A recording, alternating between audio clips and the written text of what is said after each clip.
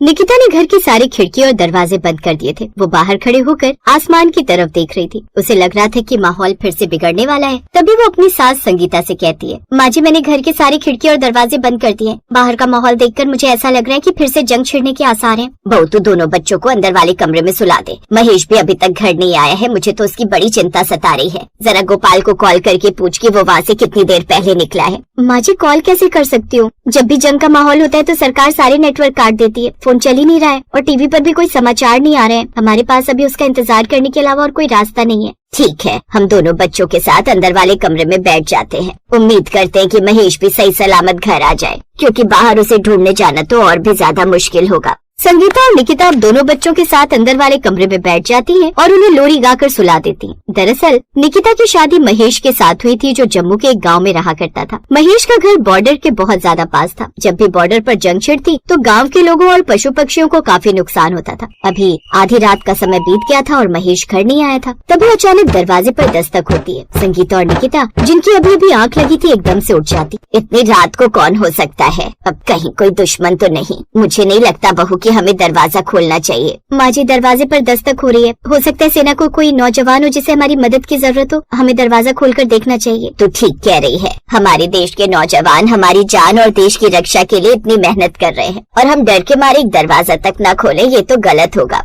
अब संगीता और निकिता जाकर दरवाजा खोलती है तो सामने आर्मी के कर्नल खड़े हुए थे। उन्हें देखकर दोनों को थोड़ी राहत मिली। सुनिए, जैसा कि आप जानते हैं कि आपका घर बॉर्डर के पास है, इसीलिए बाहर जंग शुरू हुई है। आप लोगों को अपने घर का दरवाजा बंद रखना है। अगर बाहर किसी भी तरह का शोर सुनते हैं या कोई भी अजीब हरकत देखते हैं तो आपको तुरंत सरकार को इन्फॉर्मेशन देनी है। बस यही कहने के लिए मैं आया था। कर्नल साहब बोलकर जाने लगते हैं कि तभी निकिता उन्हें रोकती है। सर, आप हमारी जान बचाने के लिए और देश के लिए कितना कुछ कर रहे हैं। अगर आप यहाँ तक आए हैं तो मैं आपको बिना पानी पिए यहाँ से नहीं जाने दूंगी। आप बस 2 मिनट रुकिए, मैं अभी आपके लिए पानी लेकर आती हूँ। निकिता कर्नल साहब के लिए पानी लेकर आती है। सर को भी ये देखकर अच्छा लगता है कि जिन भारतवासियों के लिए वो जंग के लिए तैयार खड़े थे, वो भी उनकी इतनी फिक्र कर रहे हैं। कर्नल पानी पीकर वहाँ से चले जाते हैं। इसके बाद निकिता और संगीता वापस अपने घर का दरवाजा बंद कर लेती हैं। थोड़ी ही देर में दरवाजे पर फिर से दस्तक होती है। जब वो दरवाजा खोलती है तो सामने महेश खड़ा हुआ था। महेश को देखते ही निकिता उसे गले से लगा लेती है। कहाँ रह गए थे आप? आपको बोला था कि जंग का माहौल है तो समय से घर आ जाना। आपको अपने दोस्त गोपाल के घर जाने की क्या जरूरत थी? अगर आपको कुछ हो जाता तो? माफ कर दो निकिता, दरअसल गोपाल की तबीयत खराब थी तो मैं उसके समाचार लेने गया था। तभी सरकार की तरफ से अनाउंसमेंट हो गई कि कोई भी अपने घर से बाहर न निकले और मैं उसके घर में फंस गया। मैं तुम्हें कॉल करके बता भी नहीं पाया क्योंकि नेटवर्क बंद थे।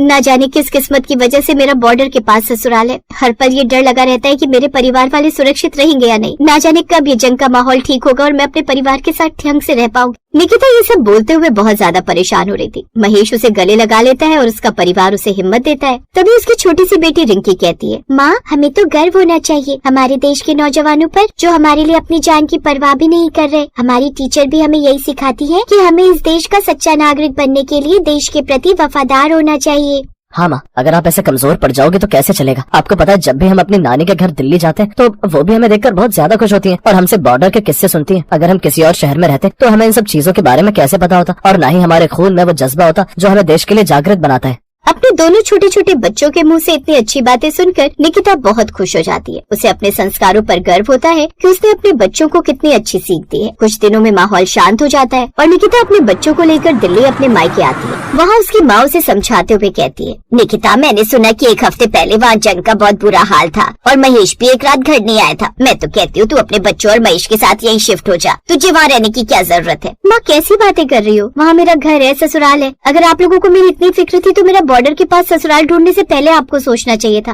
और अब आप चाहती हैं कि मैं अपना बसा बसाया घर छोड़कर दिल्ली शिफ्ट हो जाऊँ? ये तो गलत है। मेरी बच्ची, तेरी चिंता मुझे रात को सोने नहीं देती। तू खुद बता, क्या तू अपने बच्चों की फिक्र करके सो पाती है? क्या तुझे नींद आती है ये सोचकर कि तेरा पति आज घर वापस आएगा या नहीं? पिछली बार की जंग में न जाने कितने जानवरों की जान चली गई थी। अगर किसी अपनों को कुछ हो जाता तो तू क्या करती? माँ, अगर मेरा कोई अपना शहीद हो जाता तो मैं यही समझती कि वो देश के लिए शहीद हो गया है। मेरा बॉर्डर के पास ससुराल है और इस बात का मुझे गर्व है। मैं हमेशा लोगों की मदद करूंगी और कभी भी अपने ससुराल से अलग नहीं हो सकती। निकिता ये बोलकर 1 हफ्ता अपने मायके में रुकती है और फिर वापस अपने ससुराल आ जाती है। कुछ दिनों के बाद अचानक कुछ फौजी बहुत बुरी तरह से जख्मी हो जाते हैं और वो उसके घर के बाहर पड़े हुए थे। निकिता बिना कुछ सोचे समझे उन फौजियों को अपने घर के अंदर ले आती है। वो उनकी मरहम पट्टी करती है और उनके खाने पीने का भी अच्छे से ध्यान रखती है। बहन तो बहुत अच्छी हो, वरना लोग तो हमें इस हालत में देखकर ऐसे भागने लगते हैं जैसे हम ही उन्हें खत्म कर देंगे। तुमने हमारी कितनी अच्छे से फिक्र की। अगर तुम हमारी मदद नहीं करती तो आधी रात को हमें जख्मी हालत में तड़प तड़प कर मर जाते। तुमने हमें जीवन दान दिया है। आप लोग भी तो अपने परिवार की मोह माया छोड़कर देश के लिए लड़ रहे हैं, फिर मैं आपके लिए थोड़ा सा कुछ क्यों नहीं कर सकती? आप लोगों के लिए काम करते हुए मुझे बहुत गौरव महसूस हुआ है। मुझे एहसास हुआ है कि मैं इस देश की सच्ची नागरिक हूँ। अब दोनों फौजी कुछ दिनों तक निकिता के घर पर ही रहते हैं। जब उनकी हालत बिल्कुल ठीक हो जाती है तो वो वहाँ से चले जाते हैं। कुछ दिनों बाद उनके घर फिर से उसी कर्नल साहब का आना होता है जिन्हें निकिता ने पानी पिलाया था। कर्नल साहब के हाथ में एक कागज था जिसे वो निकिता को देते हुए कहते हैं,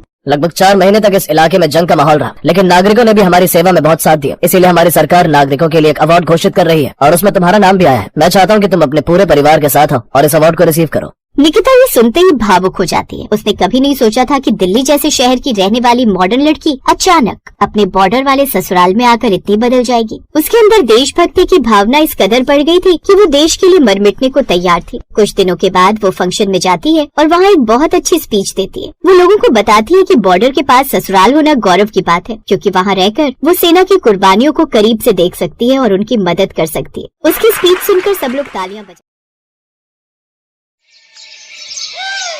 सुनीता, जल्दी से घर के सारे दरवाजे और खिड़की बंद कर दो।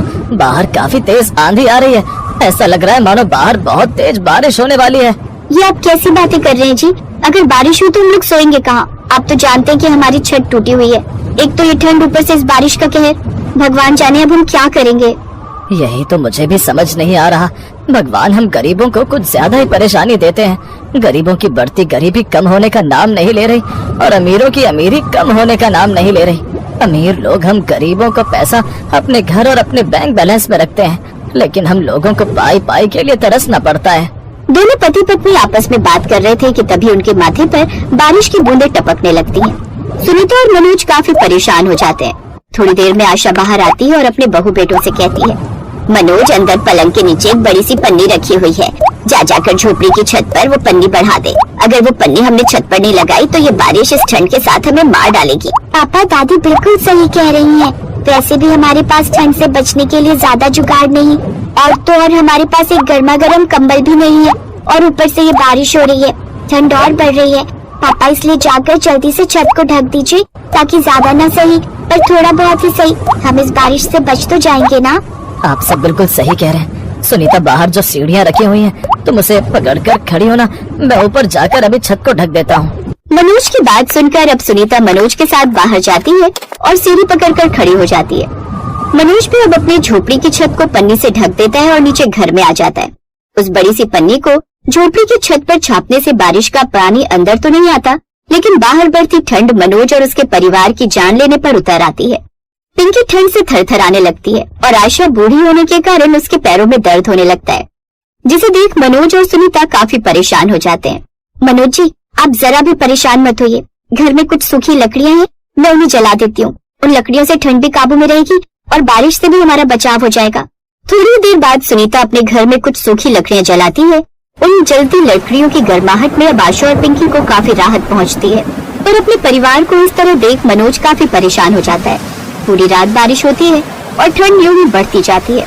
अगली सुबह मनोज जब उठता है तो देखता है कि अब उसके घर में पानी भर रहा है, जिसे देख वो काफी परेशान होने लगता है। झोपड़ी की छत पर डाली गई पन्नी जगह जगह से फट गई थी और रिसता हुआ पानी अब फर्श पर एक छोटी नदी का रूप ले चुका था। सुनीता, जल्दी उठो, देखो ये क्या हो गया। पानी अंदर आ गया, हमारी सारी मेहनत बेकार गई। हे भगवान, ये क्या हो गया? माँ जी, पिंकी उठो, पानी आ गया है। सुनीता तुरंत आशा और पिंकी को उठाती है और उन्हें उस ऊंचे हिस्से में ले जाती है जहाँ पानी कम जमा हुआ था।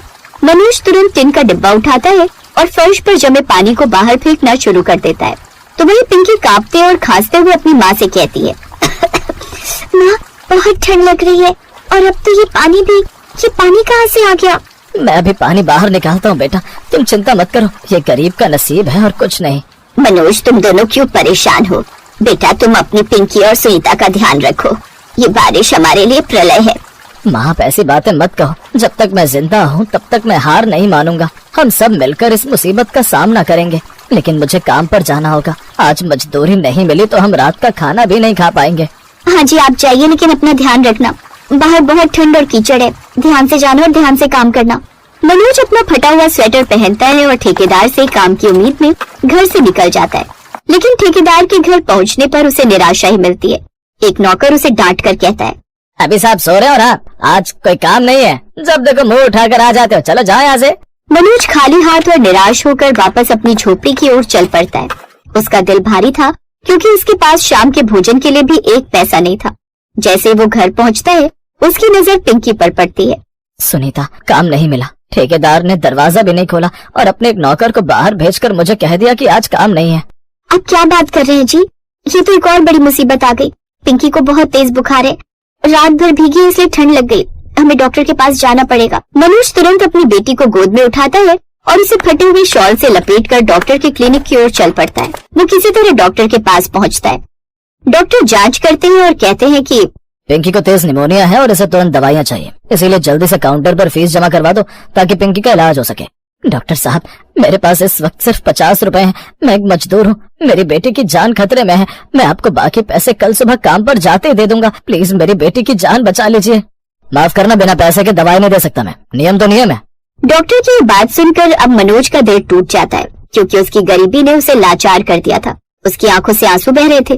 तभी क्लिनिक में बैठी एक अजनबी महिला ये सब देखकर डॉक्टर से कहती है, डॉक्टर साहब, आप अपनी फीस के चलते एक बच्चे की जान खतरे में डाल रहे हैं। खैर कोई बात नहीं, आप मुझसे फीस ले लीजिए और दवाई इन्हें दे दीजिए क्योंकि उनकी फीस मैं दे रही।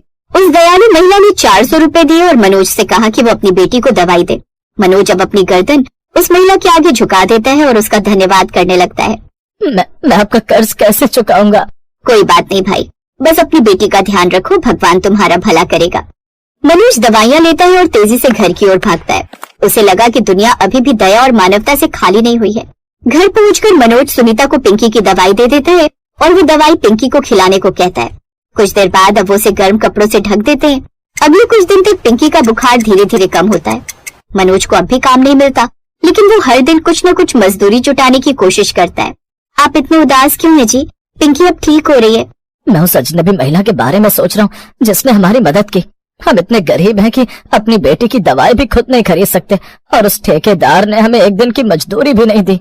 बेटा, अमीरी और गरीबी ईश्वर की देन नहीं बल्कि इंसानों की बनाई हुई है।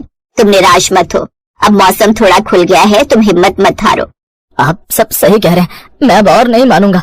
मुझे पता है कि मुझे सिर्फ अपने परिवार को नहीं बचाना बल्कि उस महिला का कर्ज भी चुकाना है। सुनीता, आज से हम फिर से शुरुआत करेंगे।